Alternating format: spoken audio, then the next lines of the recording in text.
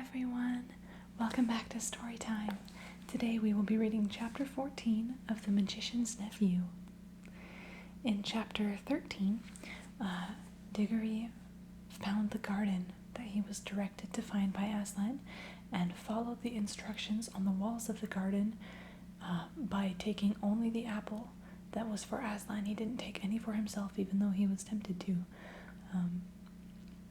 And he found the witch also in the garden, having eaten an apple and not followed any of the directions on the garden wall, and he could see that it had already cursed her.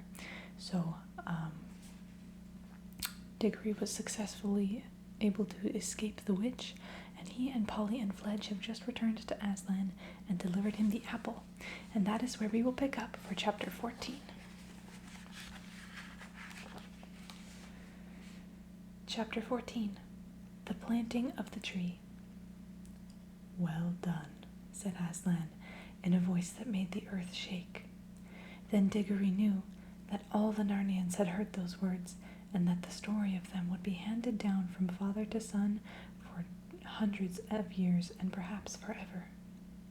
But he was in no danger of feeling conceited, for he didn't think about it at all now that he was face to face with Aslan. This time he found he could look straight into the lion's eyes. He had forgotten his troubles and felt absolutely content. "Well done, son of Adam," said the lion again. "For this fruit you have hungered and thirsted and wept. No hand but yours shall sow the seed of the tree that is to be the protection of Narnia. Throw the apple towards the river bank where the ground is soft."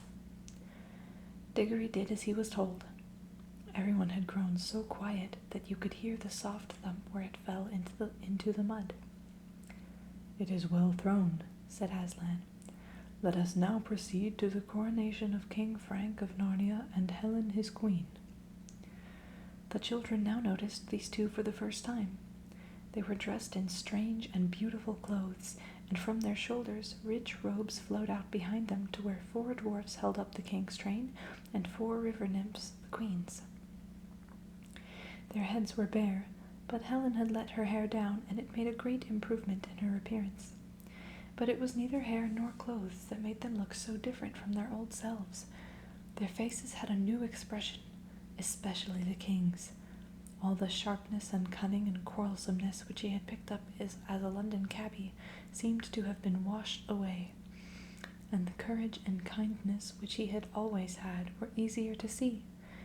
Perhaps it was the air of the young world that had done it, or talking with Aslan, or both. "Upon my word," whispered Fledge to Polly, "my old master's been changed nearly as much as I have. Why, he's a real master now." "Yes, but don't buzz in my ear like that," said Polly. "It tickles so." "Now," said Aslan, "some of you undo that tangle you have made with those trees, and let us see what we shall find there." Digory now saw that where 4 trees grew close together, their branches had all been laced together or tied together with switches so as to make a sort of cage. The 2 elephants with their trunks and a few dwarfs with their little axes soon got it all undone. There were 3 things inside. One was a young tree that seemed to be made of gold, the second was a young tree that seemed to be made of silver, but the third was a miserable object in muddy clothes sitting hunched up between them. "Gosh," whispered Digory, "Uncle Andrew." To explain all this, we must go back a bit. The beasts, you remember, had tried planting and watering him. When the watering brought him to his senses, he found himself soaking wet, buried up to his thighs in earth, which was quickly turning into mud, and surrounded by more wild animals than he had ever dreamed of in his life before. It is perhaps not surprising that he began to scream and howl. This was, in a way, a good thing, for it at last persuaded everyone, even the warthog, that he was alive. So they dug him up again. His trousers were in a really shocking state by now. As soon as his legs were free, he tried to bolt, but one swift curl of the elephant's trunk round his waist put an end to that. Everyone now thought he must be kept safely somewhere till Aslan had time to come and see him and say what should be done about him. so they made a sort of cage or coop all round him. They then offered him everything they could think of to eat. The donkey collected great piles of thistles and threw them in, but Uncle Andrew didn't seem to care about them. The squirrels bombarded him with a volley of nuts, but he only covered his head with his hands and tried to keep out of the way. Several birds flew to and fro, diligently dropping worms on him. Here's a picture of Uncle Andrew wrapped up with the squirrels and the birds, trying to feed him. It's very generous of them.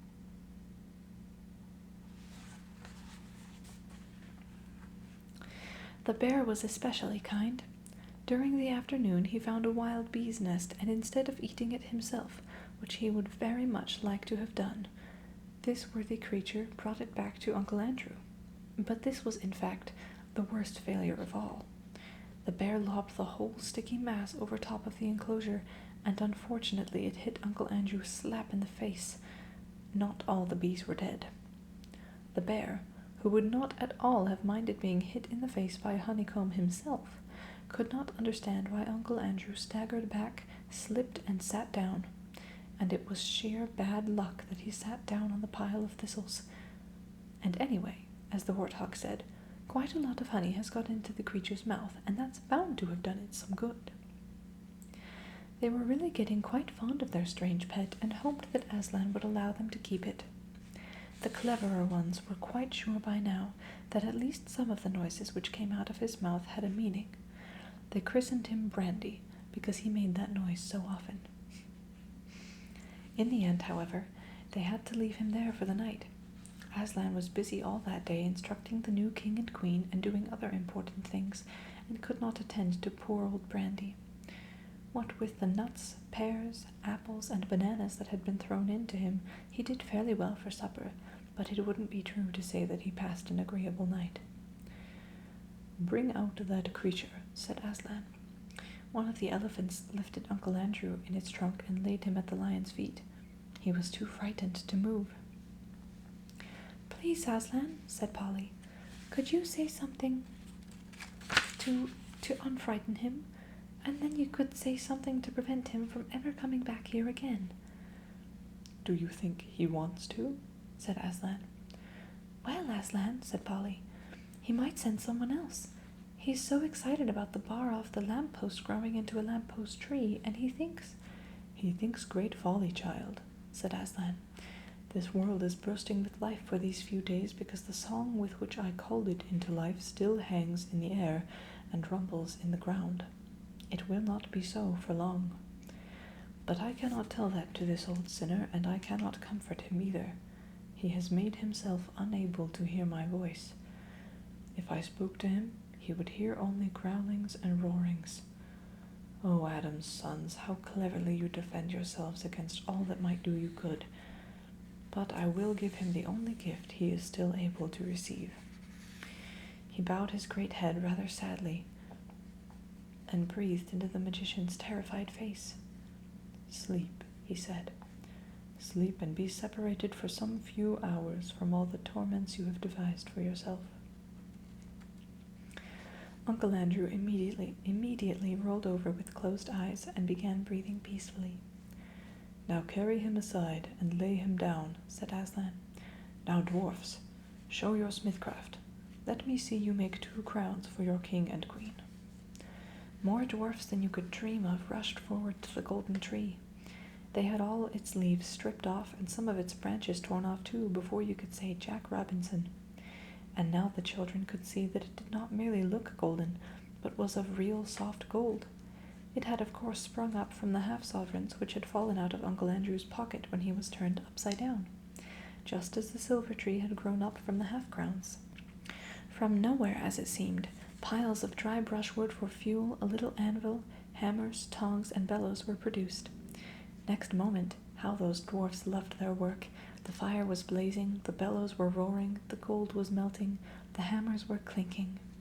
2 moles, whom Aslan had set to dig, which was what they liked best, earlier in the day, poured out a pile of precious stones at the dwarfs' feet. Under the clever fingers of the little smiths, 2 crowns took shape. Not ugly, heavy things like modern European crowns, but light, delicate, beautifully shaped circlets that you could really wear and look nicer by wearing. The king's was set with rubies and the queen's with emeralds. When the crowns had been cooled in the river, Aslan made Frank and Helen kneel before him, and he placed the crowns on their heads. Then he said, "Rise up, king and queen of Narnia, father and mother of many kings that shall be in Narnia and the Isles and Archenland. Be just and merciful and brave. The blessing is upon you."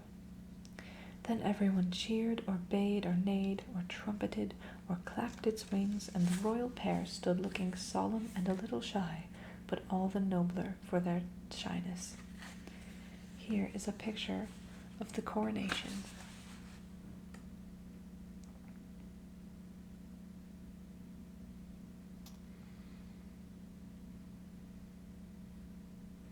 I hope you can see all that okay.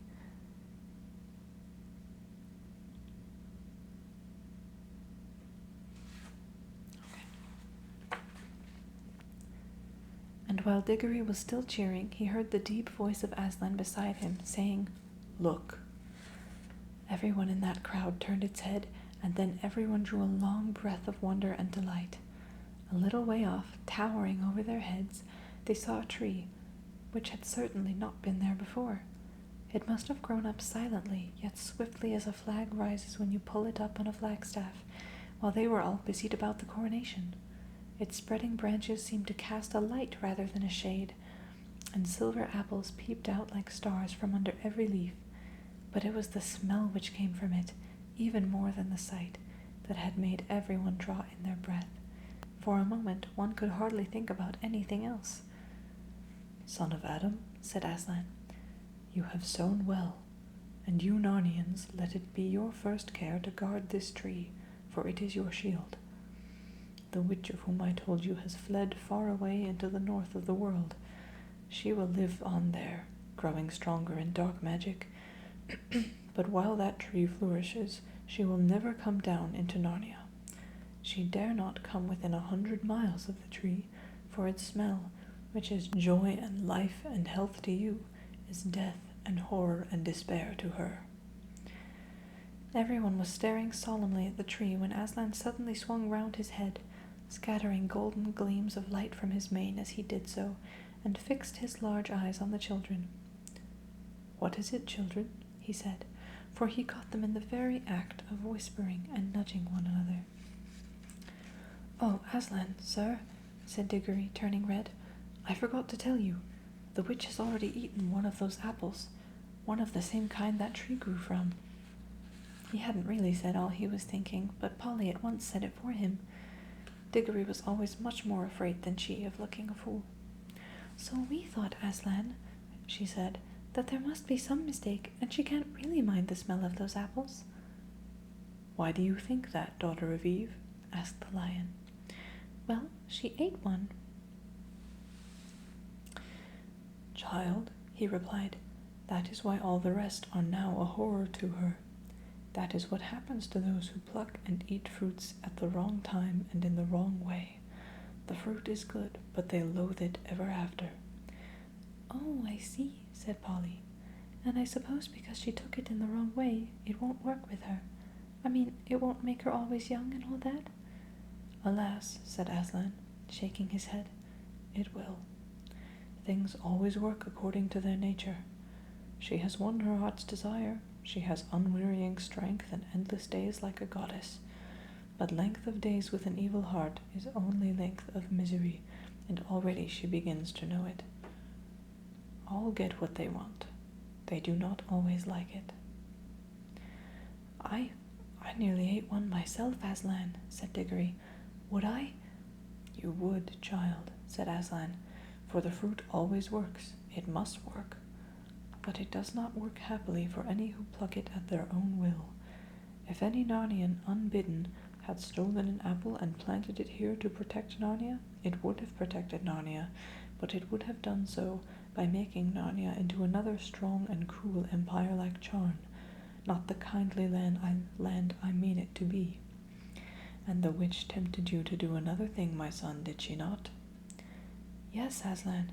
She wanted me to take an apple home to Mother. Understand, then, that it would have healed her, but not to your joy or hers. The day would have come when both you and she would have looked back and said it would have been better to die in that illness.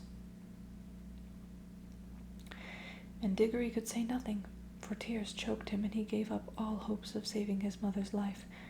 But at the same time he knew that the lion knew what would have happened, and that there might be things more terrible even than losing someone you love by death. But now Aslan was speaking again, almost in a whisper.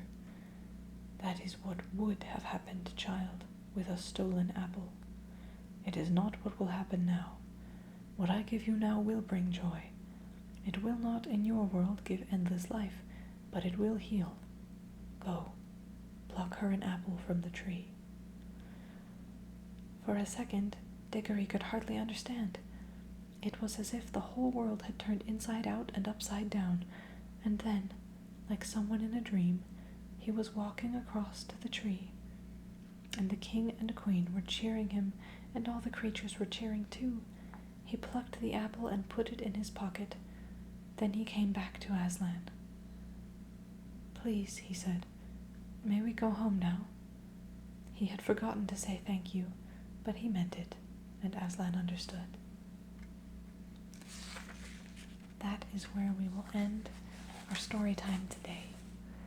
Thank you so much for joining me. We'll see you next time for chapter 15. Bye.